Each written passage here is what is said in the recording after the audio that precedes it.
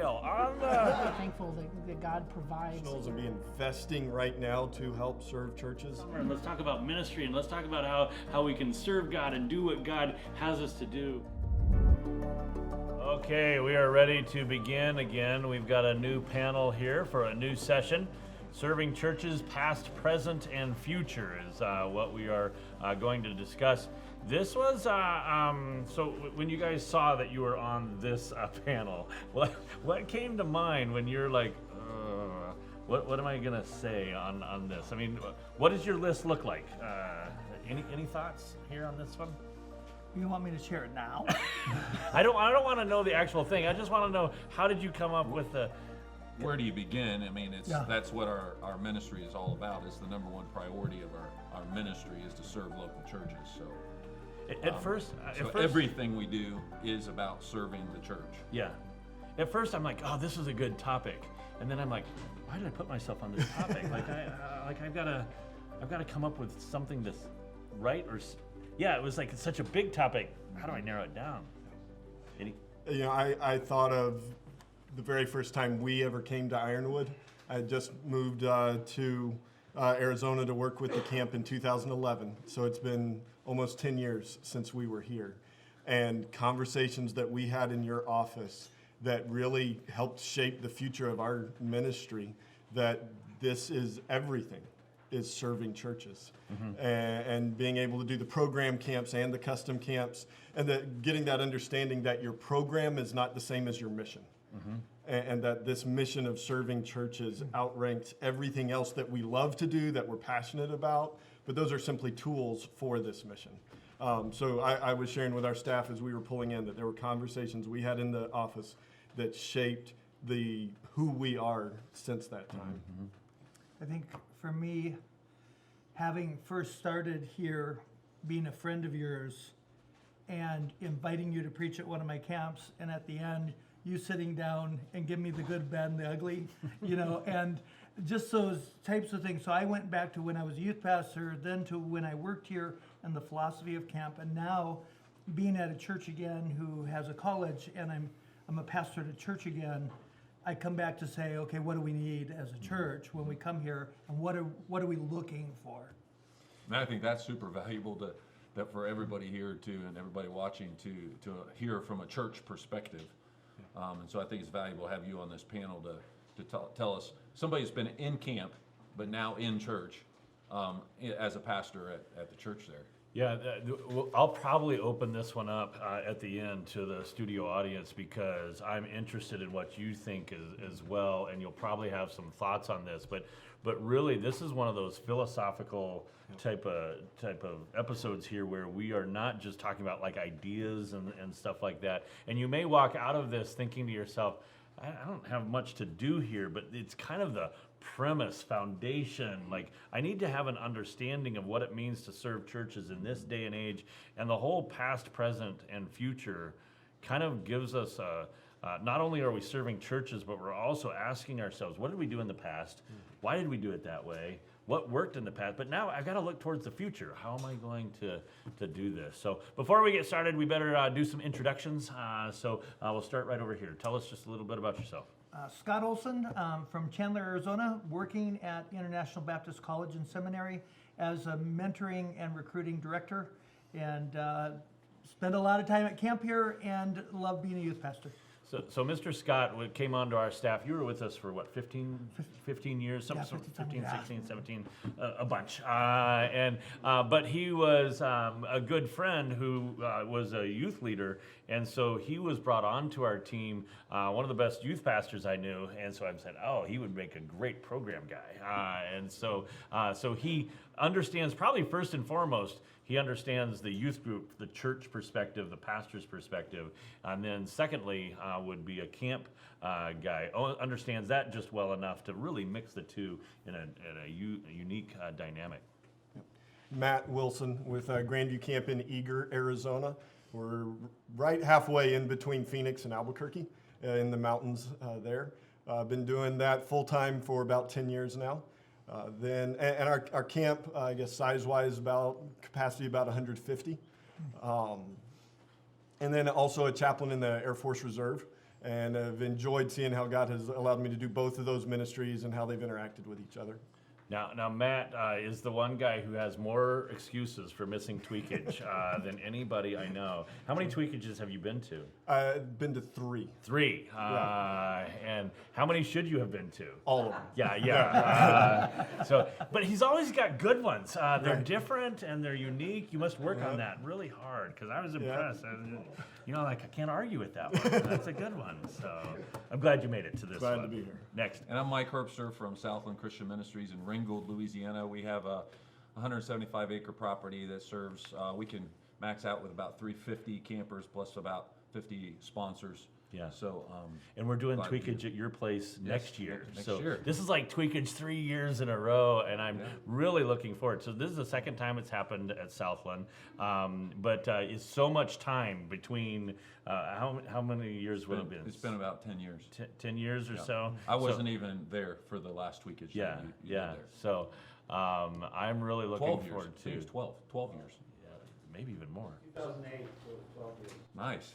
12. What about that? The statistician back Yeah, there. yeah. Go, Randy. And welcome, Randy. You weren't here last night, right, when we were doing introductions? Correct. Go ahead and introduce yourself. Get right here in the middle of. I'm the one that fell for that stupid email.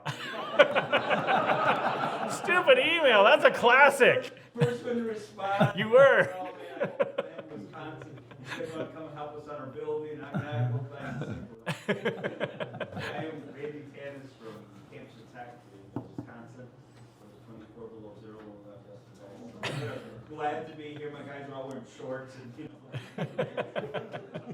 degrees. Did you see that? Yeah, you saw the news. 70% of the country is under snow, and we're here, and it's sunny and I don't know, mid 60s or something like that. 61. 51? 61. 61. Yeah, 61. It's just dreadfully cold, and so I've already had to take off my hoodie. So we feel sorry for you guys out there. You should be here. Okay, so this is the panel, and here we go. Serving churches, past, present, and future. And I'm just going to start by just opening it up kind of wide because I don't know where everybody's list is going to go. So we'll go through a couple of ideas or thoughts a couple times through, and I'll ask more questions as we get going. So who wants to start us off? Go, Matt. Okay. Last year at our board meeting, I made a very foolish statement on as That's we a were bad looking time to ahead, make a right? bad statement. We've always had a very clear distinction between our program camps and our custom camps. Program is where we're bringing in the speaker, the staff, we're running everything. And then our custom camps is where a church is renting it out and doing their own thing. And I'd always had a very clear distinction between those two. And I told our board that I did not see much more room for growth in our program camps, as I thought that we had saturated the market for churches that wanted what we were providing. But I saw lots of room for growth in custom camps because then we're able to expand outside of our normal circle that our program camps are in. But what I've learned since then is that there is a huge space for growth if we're willing to customize our program camps. So there were some areas where I've got for our philosophy, we've got real clear mission. We exist to serve churches. And then we've got outcomes. This is what we want every camper to experience while they are with us. And then our program is the bridge where we get from our mission to our outcomes. And what I realized was there were some places where we were taking things that are on our program and putting it at the same level as mission. Where we're saying, well, if we can't do it that way, then it's actually affecting our mission. And no, it's not. And we had to look at everything on our program, some of the sacred cows, and say, is that really our mission, or was that just a tool? And where are we willing to flex on that? So, for example, mixing up kids in the cabin from different churches. Mm-hmm. I believed that was so important for peer pressure, different things like that. And being able to mix the kids up, and I still believe in that, and I think that was the best. But I had some churches that were saying, no, We won't do that. And instead of saying, well, I know better than you, I started saying, okay, how can we flex on our program where we do keep kids from the same church in a cabin together? Another thing, pastors saying, we've got to have a sponsor from our church in the cabin with the campers. No, we don't do our program that way. That's not how our program works. But then coming back to, wait, that's a program decision, not a mission decision. If mission is to serve church, can I customize my program on that? And so what we've learned in the last 2 years, especially on this, is if we're willing to customize our program and flex on some areas, that there's actually huge room for growth. And so instead of having such a hard distinction between a program camp and a custom camp, looking at it as a customizable program camp. And so that's one of the things that we're encouraged looking forward as a way to serve churches in the future, is being willing to customize. See, I like Matt because he really needs a whiteboard. Like, Yeah. if he had a whiteboard, that would have Get that been clear one a lot right easier, here, right? set right Right, Yes. set to go. That's good. I'm going to come back to that, or a portion of that, if somebody doesn't jump on a couple of the things you said there. Well, our main goal, obviously, as camps is to serve the local church, and we all understand that every local church pastor agrees with every other local church pastor, right? We're in the heart of the South, and there is just a myriad of independent Baptist churches, groups, camps, etc. What I've learned through the years is to be sensitive to the needs of individual pastors and individual churches, and meeting them where they're at in a balanced philosophy, in a balanced way. Everybody thinks they're balanced in their philosophy. I understand that, but as a camp, it's a difficult scenario, because you, as a director, you have a particular philosophy, a particular type of church that you would attend, a particular way that you would do church, even as a director, and what you've grown up in and everything. And recognizing that not every church does it that way, and you're not there as the camp director, or the camp philosophy isn't the way that every church has to do everything. And so I don't know if you've experienced it. I'm sure you have, but you want to be able to affect and help the ministry, but you don't want to be the one like mandating or telling them or making them feel like they're doing everything wrong at the same time. And so I think part of our goal as far as serving the church is just to be faithful and consistent in a philosophy that we believe is right, build a trustworthy camp where churches can trust what they're going to get, and they know when they come what they're going to get out of the staff, what they're going to get out of the music, what they're going to get out of the preaching, and preaching is going to be paramount. All independent Baptist pastors want that's for sure, and that the emphasis will be on the spiritual and those. And highlight those things as far as the camping experience goes.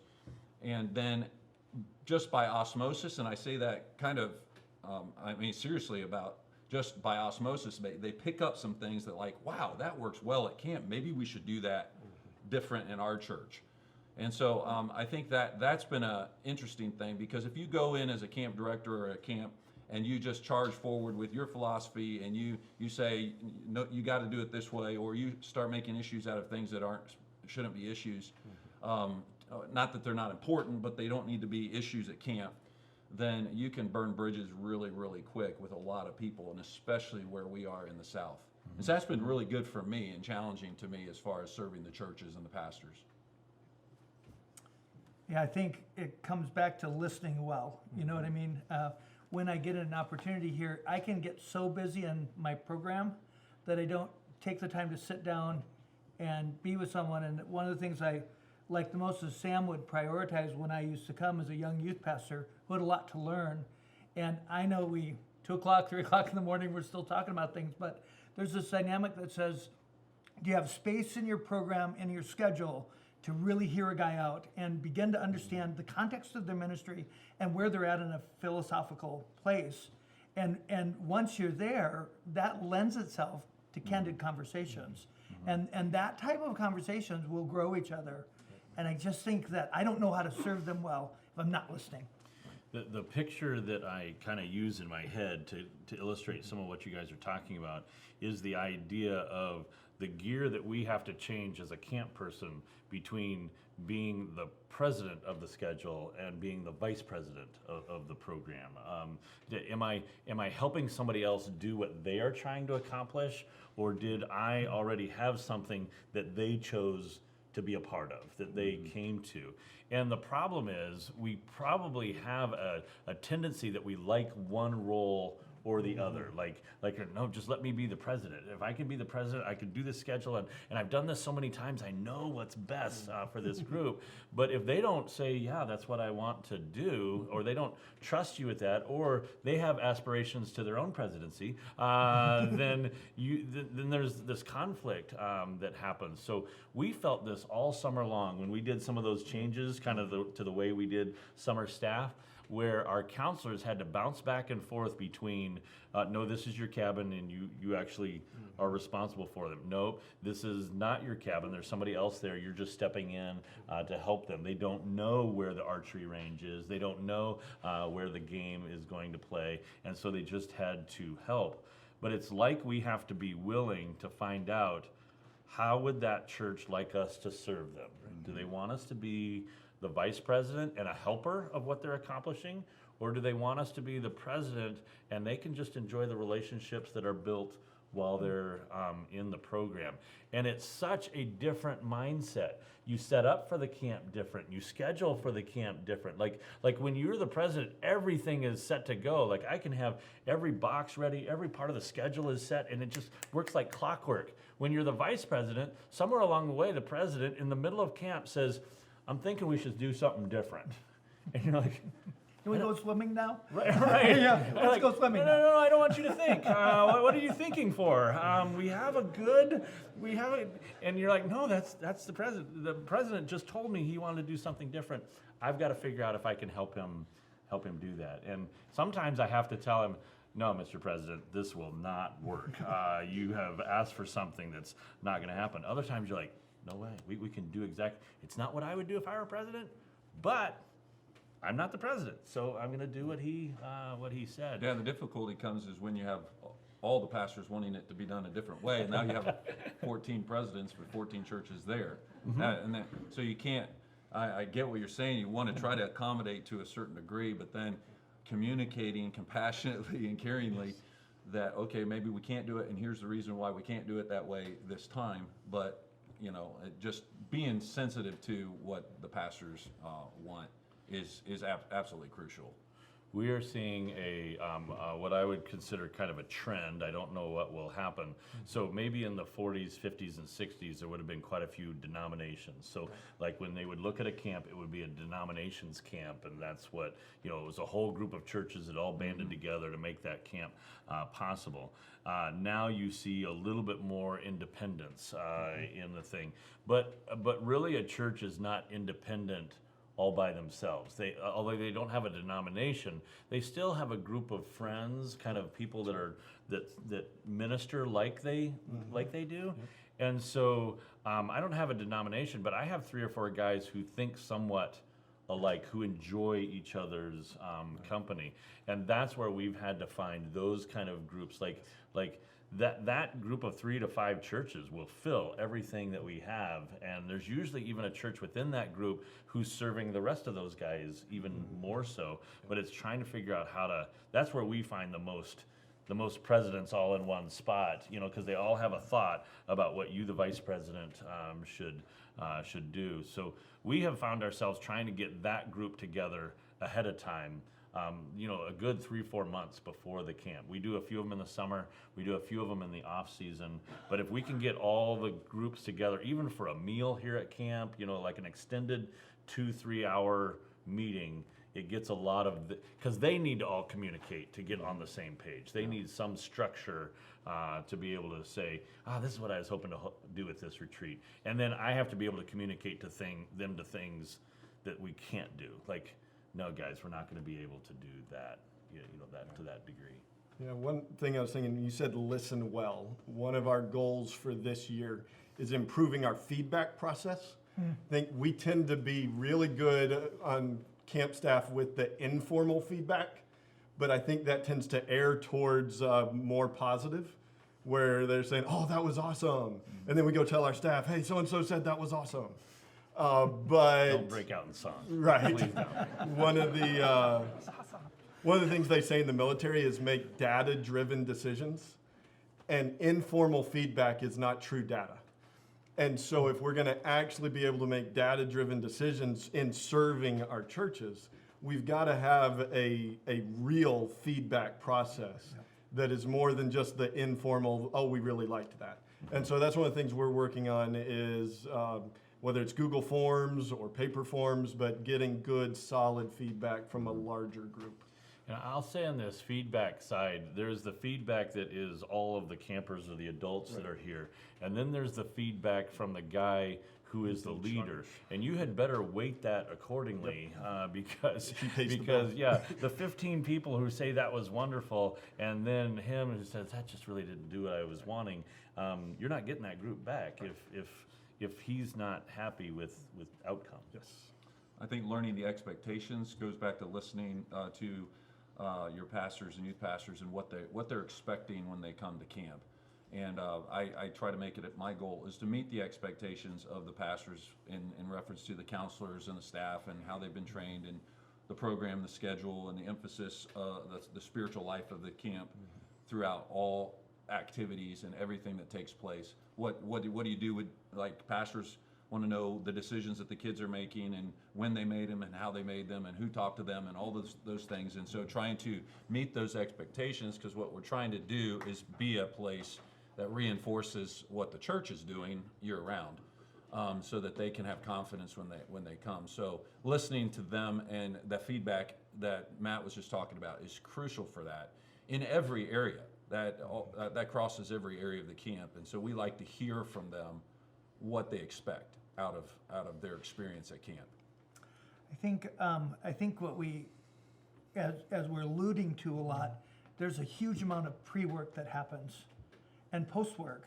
So we think a lot of how did the camp go, but if I don't do my pre-work well, the camp isn't going to be as successful. And then if I don't do some post-work, that to recap that a little bit and even a evaluation and calling back and say, hey, 5 things you would describe the camp as, and just a quick thing with whether it's the president or lots of times the president wanting to make the decision isn't the camp coordinator. And so somebody else has set everything up and then the pastor comes and goes, oh, I didn't. Yeah, they have an opinion. They have an opinion and maybe they're not communicating very well. Sometimes they're not communicating well. And part of learning a group is figuring that process out and really helping in both the pre-work and the post-work.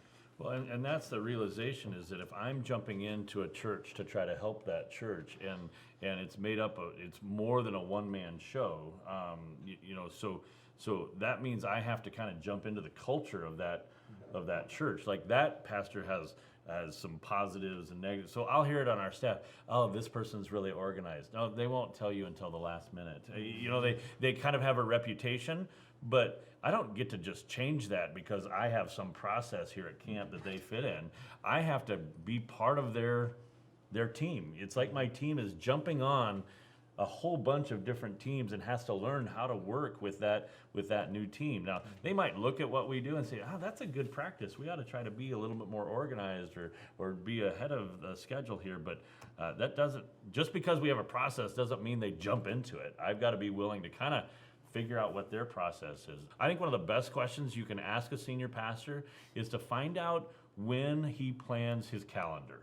Okay, so that is a time, and they'll all have some way that they do this. It's informal. It's some guys will plan their calendar while they're here at camp. I mean, they'll plan out the next year. Some guys, it's several men in their church are a part of it. Some of them, they have a process every month where things are added to the calendar. But whenever that time is, that is the month or so that you need to be talking to them about how you can be part of what they are doing. Because once that calendar is set, it's set for the next year and a half. And you can be talking about a great camp that you have upcoming, And they're like, I don't even know where I'd fit that in. I mean, that's a great idea, but I'd have to drop something to be able to add something. So I've got this little window of opportunity that's probably about a month in every guy's schedule, but there's no official calendar month for churches. They just all have a different one. And when I have that in the back of my head, it is really helpful because I've got to get information to them kind of at that moment.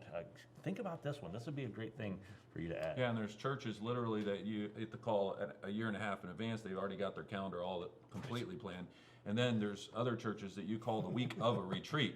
Literally, hey, we're having a men's retreat this week. Do you think you could bring some men? And they're going to bring men. Yeah. And it's just the nature of sometimes the size and the organization of the churches, and so the flexibility of that. And Of knowing I that, think yeah. knowing that is very, very important. Yeah, it's good. It's really good.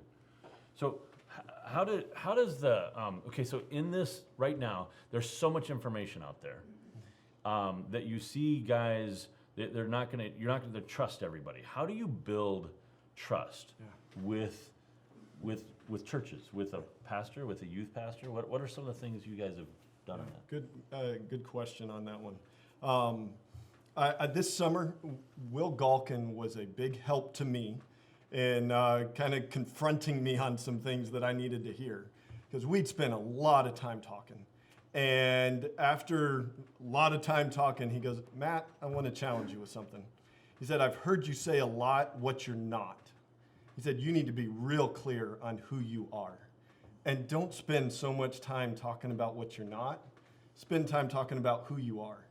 And I needed to hear that. That was really good and helped me readjust some things. And then just a month after that, it was one of those classic camp director days where I spent a day driving around Phoenix doing coffee with different guys.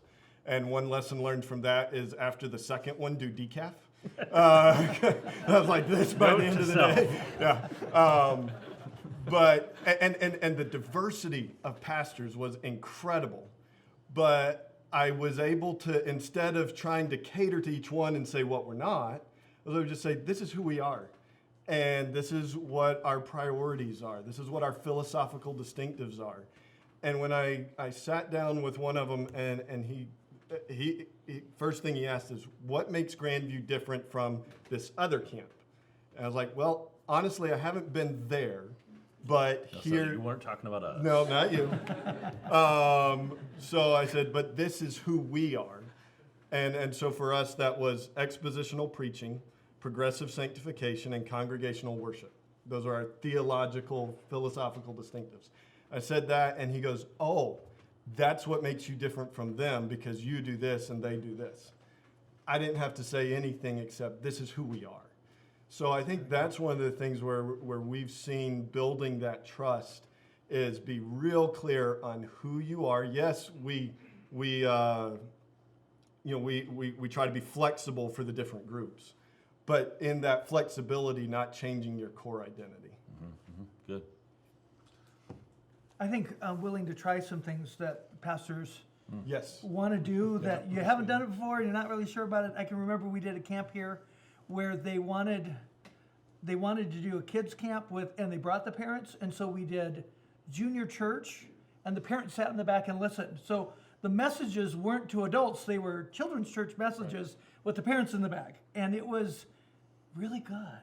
But we'd never done that before, and it was excellent thing, and I was like, wow, that was, and we sent the teens out to another thing. So some of the parents went with the teens and stayed here, and so they're seeing when the little guy raises his hand and says, and you're talking about, I forget, I was talking about putting on and putting off, and one little boy says to me, but what are you putting on and putting off? And I'm like,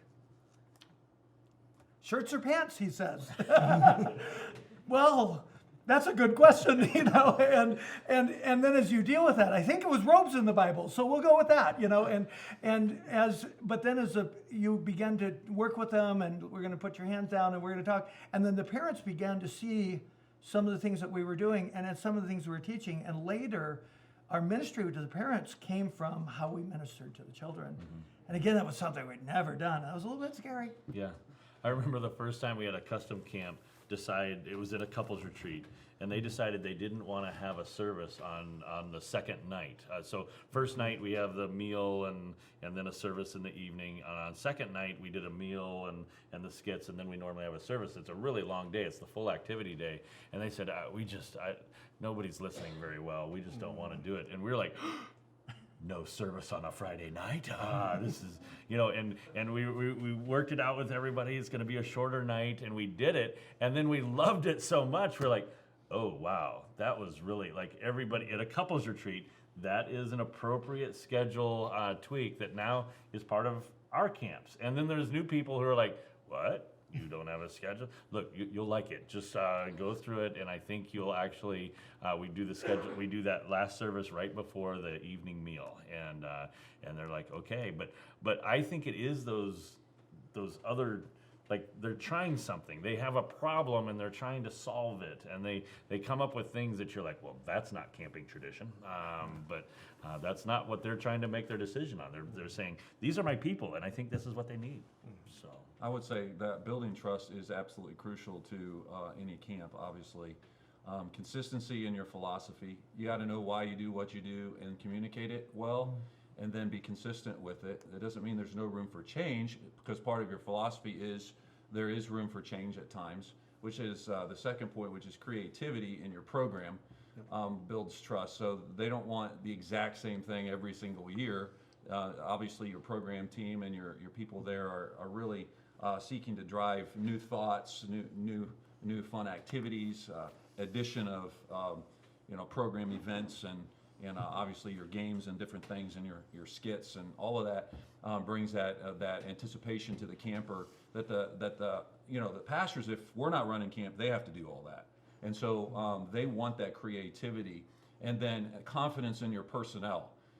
So I think this is probably at maybe even it's under the consistency in your philosophy before the program is that they want to have confidence that who you put in the cabin with those kids is somebody that those kids can actually look up to, who you have serving them the meals, singing in the services, that these are mentors, these are people that are a little closer to those kids' age that they can look up to, and they can tell their young person, there's somebody you can be like.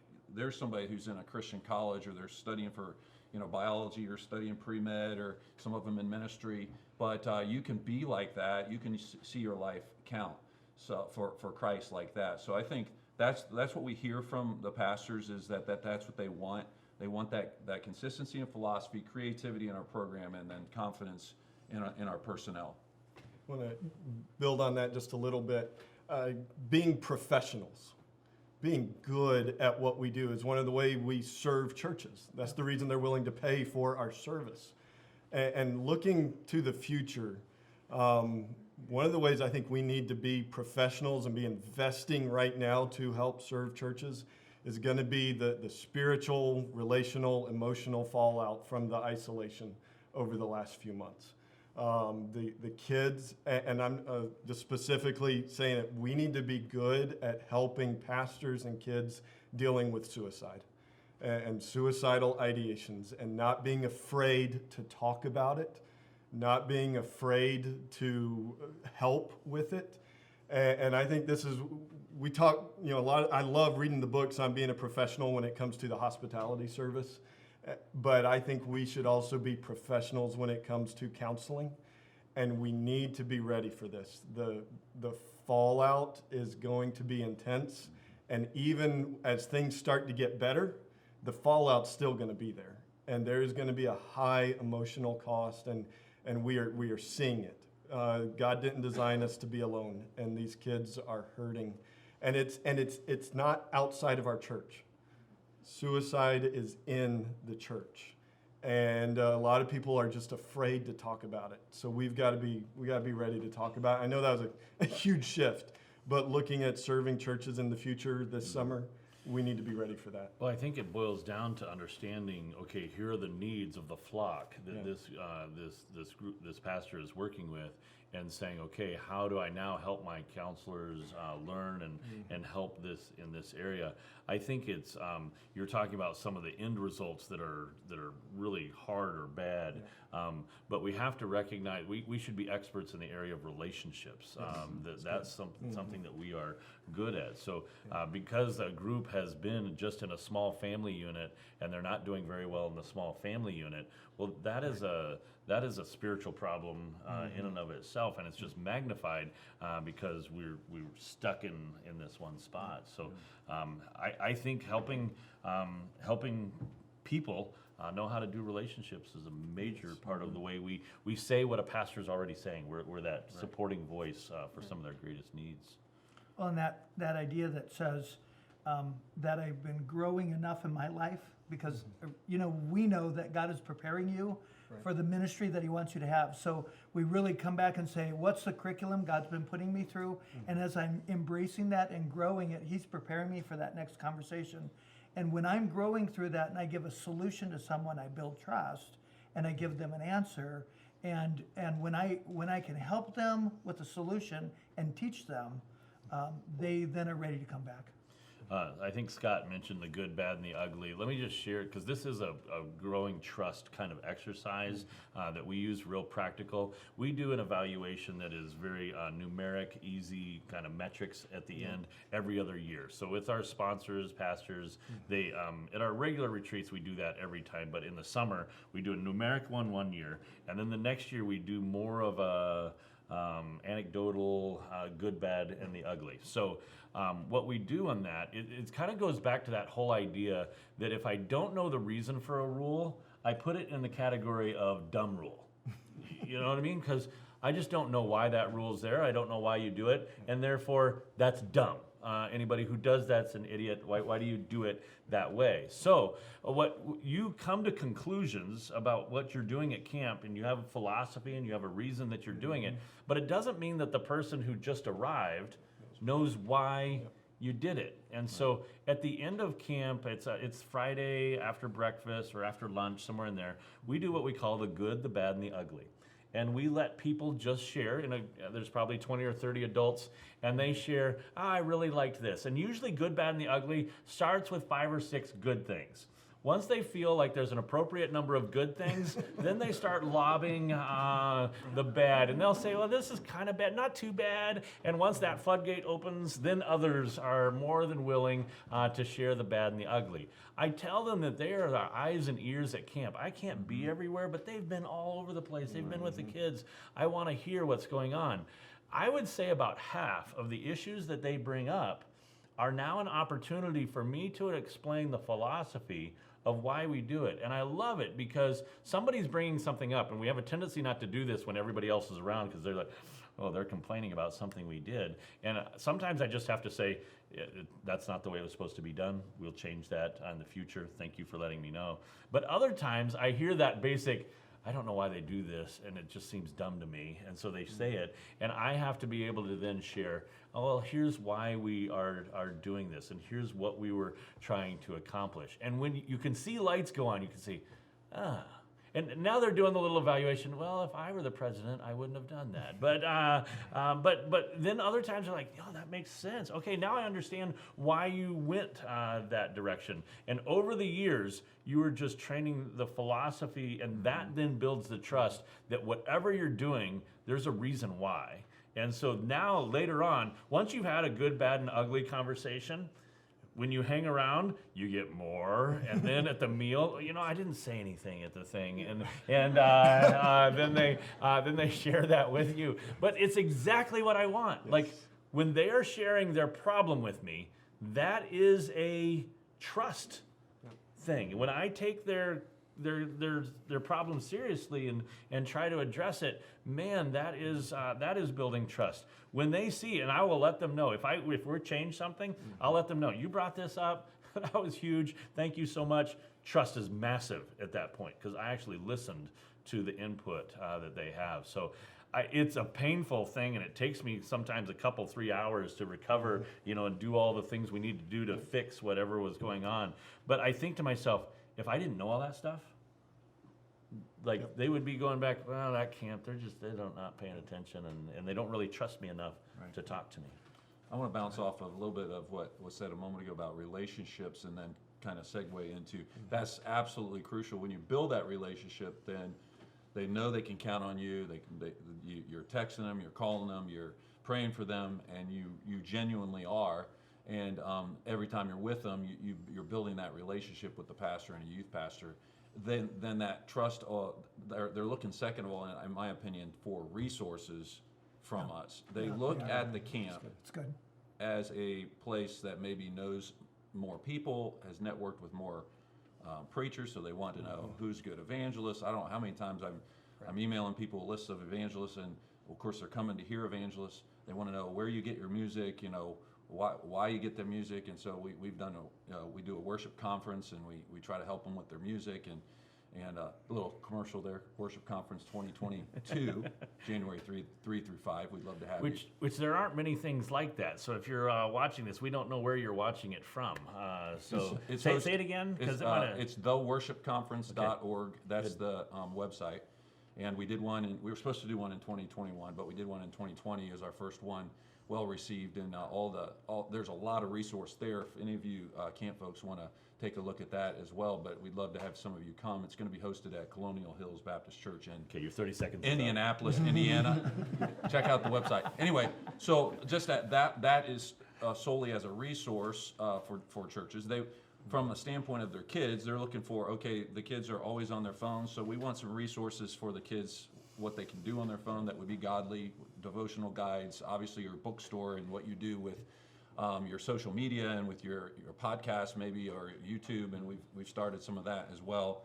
But they're looking for ways that the camp can benefit them from a resource standpoint, and especially some of the smaller churches that don't have any idea of some of those things. So just beef up your resources, and I usually hand out a list of a bunch, like you do with the book list, and with websites and with places to get different church resources and things like that. Yeah. Collecting those things so that we can be a resource center for them. It's good, Matt. Yep.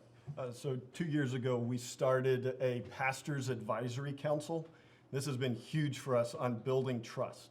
It's separate from our board. They're not providing the oversight that our executive board does, and gave them a very specific list of this is what I need from you. One of those was calendar planning. So this advisory group has people that have been the closest partners with us, but it's also representatives of the different constituencies. Mm-hmm. So they kind of know what their group's calendar is going to be. So we get together end of August and go through, and they actually help set the calendar for the camp program through that year, because they know, our group's doing a youth rally this weekend. That's not a good weekend for that. So that's helped build trust with them when they realize we're the ones that have put this schedule together, and they've got ownership of it. The other thing that group helps me with is speaker recommendations, because I can tend to kind of be in a bubble of just guys that I know, and I'm saying, hey, we're here to serve you. Which guys serve your church well? The third thing is if I'm ever not the director, I want them to have input up to the board on who the next director is.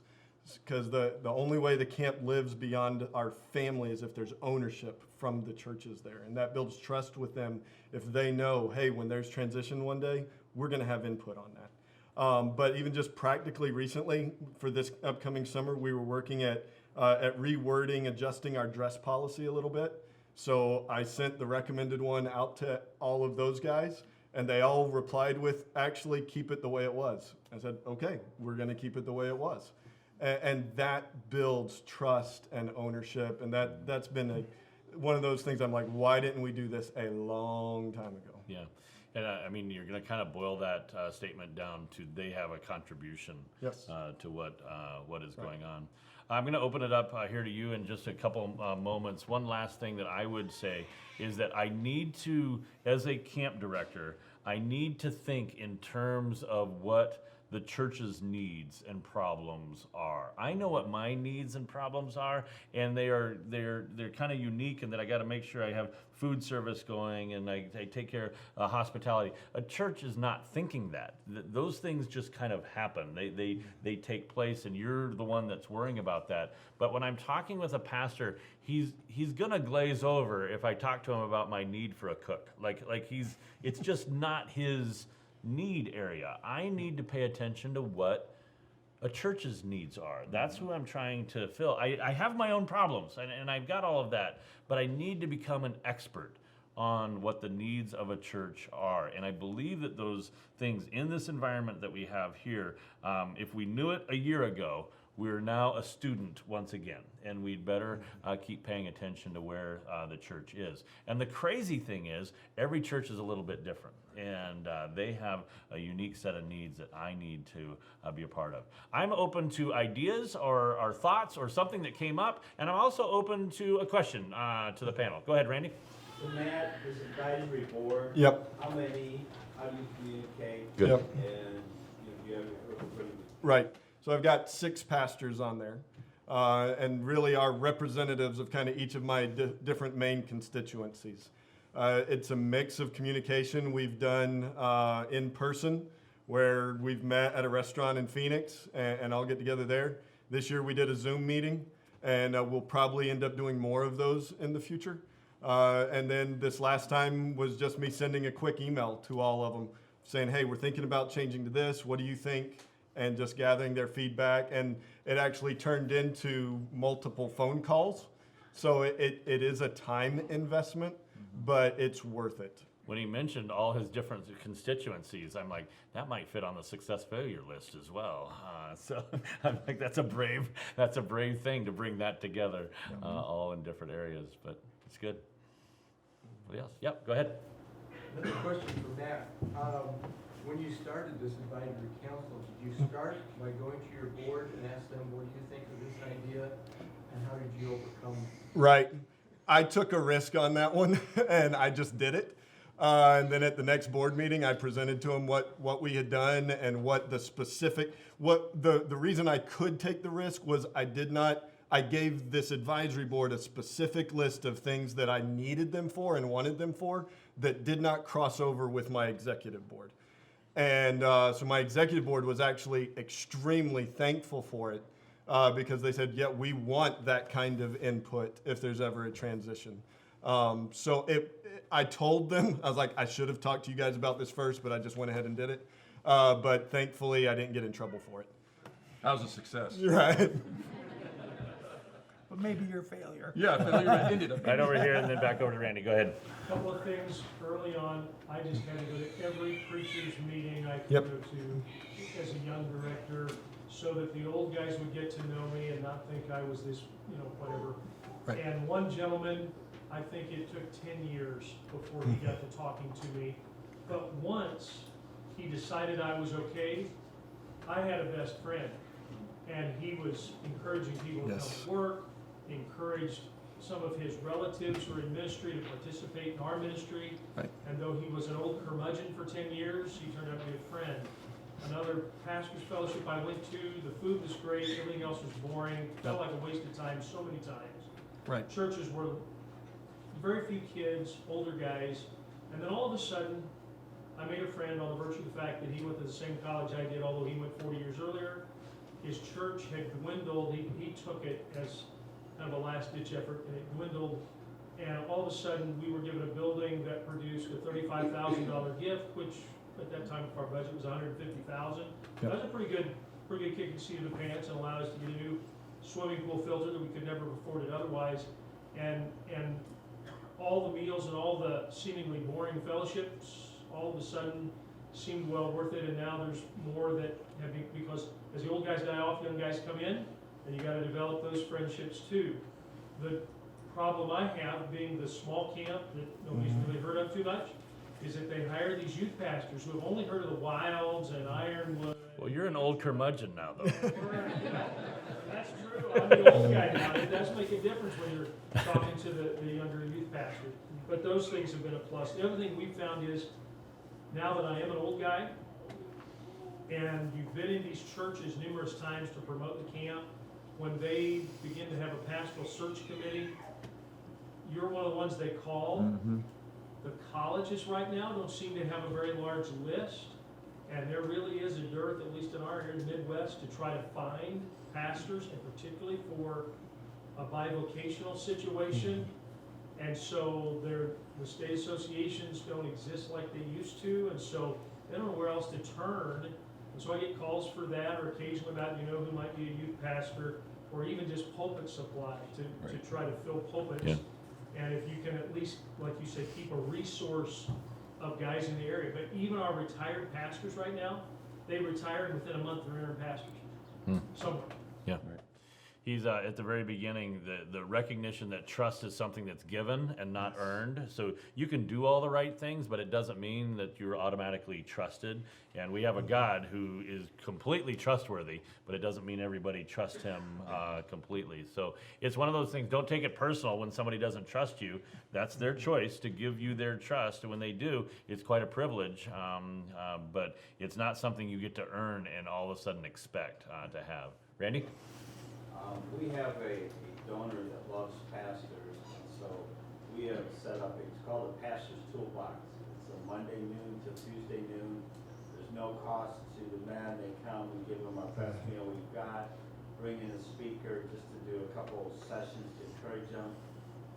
But I've found that has been huge to get pastors, new pastors, and it just doesn't cost them anything. If they need a gift card to get gas, I'll send that to them. But that has become very, very helpful for the pastoral connection. Yeah, I think it's okay to have a lost leader, to lose money on anything that's serving pastors, serving youth pastors, serving church leadership. That is, you're serving that person so that they will, so that they can get better at what they do, and then eventually, hopefully you're a tool that's worthy of being used in what they're trying to do. To tie in with what he was saying, this last year, we ran a camp called Oasis here at Ironwood. And it was a pastoral wives retreat, but we had done those in the past, but they kind of dwindled. You get people from different philosophy, and they kind of pastors were tricky people to serve in that way. But it was for me, I got to go as a camper, and so camp guy who pastors camp people, who loves to go to camp. And I got probably one of the best retreats I've ever been to in my life. And kind of the secret sauce of it, and Sam, you may want to add to this, of serving these pastors. It was a schedule designed for fellowship and rest. There was a lot of vibrant worship. It was mutual spiritual encouragement, not professional development. And so a different pastor spoke every time who was just part of the camp. And then a facilitator that sets the right tone, and not a camp guy, but a pastor who was able to set the tone of what this would be all about. And that Oasis, it was a really, I had a pastor friend whose wife said, one wife said, this was worth getting childcare for. And that's a hard thing sometimes for pastors to find childcare. Another pastor's wife who been coming to camp and been a speaker before said, this is the best retreat I've been to ever in camp. And those were the wives who were making those statements. And the wives are making those statements. That's like, you did something right in that process. So you can add on to that. To make a secret sauce on our The Oasis, I didn't bring the schedule. I'll try to get a schedule to that. This was brought to us by another pastor who says, this is what I would like to do for the guys. I've really gone to listen to that because I develop camps, but a pastor who's developing it for his fellow pastors is going to develop it better. He didn't want all the ideas and resources. They handed out a few books or whatever, but he just really wanted, let's focus on the character of God. Let's focus on it. So each one of his different speakers did a different character of God. From our standpoint, we made it possible for those speakers to come for free, those couples to come for free, but then they paid for the rest of the group. We worked it out so that if he had openings after a certain date, that we could open it up to other pastors who didn't know about it. He filled all those openings within the 4 months or so of the camp. And so all 18 spots were filled. And they brought people that we've never, like they brought friends, people who've never been on property before. I actually think that the Oasis camp, we would identify it as one of the camps that we could do more of but we have to identify the person who has a servant heart to their fellow pastors. Like, I don't get to stand up and do what that pastor did for the rest of those guys. But it was a really good retreat for the 18 that came. And the hardest thing was putting a limit on it and saying that's the cap and that's as many as we have. And they're like, well, we need to do 2 or 3 of these. And I'm like, well, I need a pastor who wants to do that kind of work for his fellow pastors. But those guys are out there. We know that those guys are out there. They have a real desire to help their friends. Okay, go ahead. Oh boy, you put your hand like that, man. You got called out. So somebody else. Yep, go ahead. What kind of responsibilities do you leave with a new pastor to come to camp in the sense of organizing and promotion and things like that? You're saying what are the responsibilities we have to them, or what are they? Well, like, what do you leave to them? Like, if they're a brand new church that wants to say, hey, we want to come to Ironwood, we've never been to Ironwood. Yeah. You just say, look at the website and figure it Yeah, out. no. There is so much. So we have a statement out here that new church, or new pastor, new church. And the realization is this is a pastor who has vision and dream, and he's going to help. He has a talent set that's a little bit different. And so I had to get to know this new church. I mean, they have a new pastor. Therefore, as time goes on, he will have an impact there. But there are so many odd and strange things about coming to camp that you really have to kind of just work with them to go through, because they're expected to know all this, but they don't. And so you kind of got to give them a heads up. Okay, this is going to happen, and then this is going to happen, and then we're going to work through this. And we have a whole, for us, it's your rookie season. And so there's kind of an understanding that this is the way you do, oh, it's your rookie season. Okay, we're good. In the future, this is the way this works. And so we let the education sometimes be, because they'll try to do things that maybe what is camps they've done before, what their history is. And so we just try to give a lot of leeway to that rookie pastor. Even though he's pastoring a church that's been coming for the last 20 years, he doesn't know that. There also, sometimes you will find them wanting to shake things up, and they'll choose a different, like they would just want to make things different, and they want to do that. So I need to communicate to them very quickly why we do what we do, how we do it, how we could fit. I need to assume they know nothing about the camp. I have to assume that their congregation is not telling them all the history that goes back. And I can't rely on that. But your camp has been coming for the last 20 years. I expect you to be here next year. No, that's a choice he gets to make for the best decisions for his congregation. So it's a brand new start. And I've lost all of that history, but I have a brand new start. And so sometimes it's a real blessing. Sometimes it's a real bummer. I don't know if anybody else wants to jump in on that. So I'm going to talk through the options with them on program camp. If you want to come to this, all you got to do is register, and here's the instructions on how to do it. We're going to take care of everything for you. If they're wanting to do a custom camp, and this is somebody that's brand new, I'm going to talk through with them, okay, these are the kind of things that you will need. So I'll give him a list, and then I'll send him an email saying, this is the way another church has done it. So and we are here for you. Call me, email me, we will help you plan your retreat so that he doesn't feel like he's got it all on him. So I'm going to give him the list of what he needs to do and then help him plan it. And so that, I think if that's where you were going with that question, Yeah. maybe not. More for summer camp, for Yeah. us, speaking of like the summer camp program, a new pastor is going to not know the system necessarily, Right. so you're communicating the system to them. We have packets of information that we give them, brochures obviously, and a website that they can go to, and all of our social media would point them in that direction. But we try to give them several options for registration to make it as simple as possible, and offer to send a representative to the church to talk to the parents, to answer questions, and typically that's me or one of my other staff guys if I can't go, and try to help them in every possible way to know what to expect. And it's a lot in our area. A lot of them don't expect the full service mentality. They expect go to camp and I get Right. to run all my camp, Yep. and I get to sleep in the cabin with the kids and all of that. And so making sure they know the structure of the philosophy that we're going to bring them to, and making sure they're good with that, ahead of time so they can communicate it to all of their parents and kids. So Paying for them to lots tour. of communication. Yeah, getting them on your property before they're having to explain everything to definitely. new That's people, because huge. they have a year Offer where a free new visit people. or something like that. Yep. Yeah. Yes. Being the old curmudgeon, when the new pastor comes in and wants nothing to do with you because he's enamored with some other place, you've got to really just shut up and remember James 4:10, be humble, be gracious, because more than likely, if he's great in one of these smaller churches, he'll be gone in 5 to 6 years. If you burn your bridge, you'll never see him back. If you're gracious, they're going to come back to you, and often the kids will come back then later on. Well, You just have to be gracious with everybody, regardless of the way they respond to you. And then even sometimes, they get fed up with whatever they were enamored with, and you're the first call because you were kind to them when they know they kind of mistreated you a little bit on that first meeting. Well, they have a God-given responsibility to shepherd their flock, and they're going to do that to the best of their knowledge and their ability.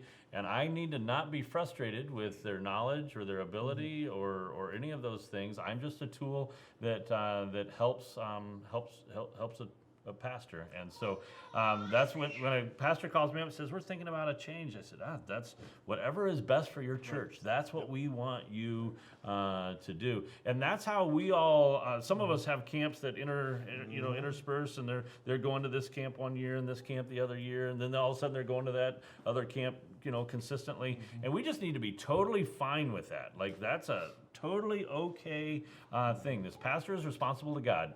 To shepherd his flock, and that is his huge weight that he carries. Got 1 or 2 more minutes. Do you have something? Yeah, quick thought. If the program camp that we have designed for a group of people doesn't work well with them, that's when we really serve well with the custom camp. And we can just say, hey, I'm hearing these things. Let's consider this with you. And I think moving them to that will make them feel served. Let me explain. So we're talking about a program camp where we do everything for them. When the guys are talking about a custom camp here, at least I know these camps, we're not talking about any less service. It's not like custom camp, oh, here's the ball field, here's your Frisbee, and we don't do any work. We are just doing the same amount of work, but we're adjusting the schedule, we're choosing the activities, we're making sure that they have a lot of input on what's going on. So when we have a custom camp or a sponsored camp, it doesn't change the amount of work that it is to us. It just changes who gets to make the decisions about how it all works. There's limits to how custom it can be, but the wider that customization is, the better the likelihood that you'll be able to serve the needs of that church. You gonna jump in? Yeah, one last thought on the Pastors Advisory Council and where that came out of, some philosophy that goes with that. 2 years ago, I was really burdened that I didn't want to be where the churches were just customers, because then they can choose wherever they want to go. That it wanted to be partners with them and to build a culture of ownership. But it's disingenuous, because we say that a lot, but it's disingenuous to say I want a culture of ownership and then not give up any influence. So before you do that, you have to work through, where am I willing to give up influence? And then actually give it up. And if you are willing to give up that influence, then they do actually have that sense of ownership. So that's where that comes from, is if we want to build long-term partnerships where they have a sense of ownership, we have to be willing to give up influence. But you've got to be very strategic ahead of time on what influence am I willing to give up, and spell it out very clearly. Well, I knew this would be a topic that we could not really do justice to. We're about 3% in, but they tell me the SD card won't take much more. So we're going to close up this session, and I just really think philosophically, I would hope that this would be a highlight session for you to say, okay, I need to figure out how to serve churches.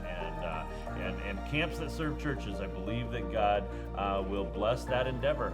That's what He has chosen to use at this time and place to continue His kingdom. So what a privilege it is that we get to serve churches. Let's close in a word of prayer. Dear Heavenly Father, I thank you so much for the opportunity to share and learn.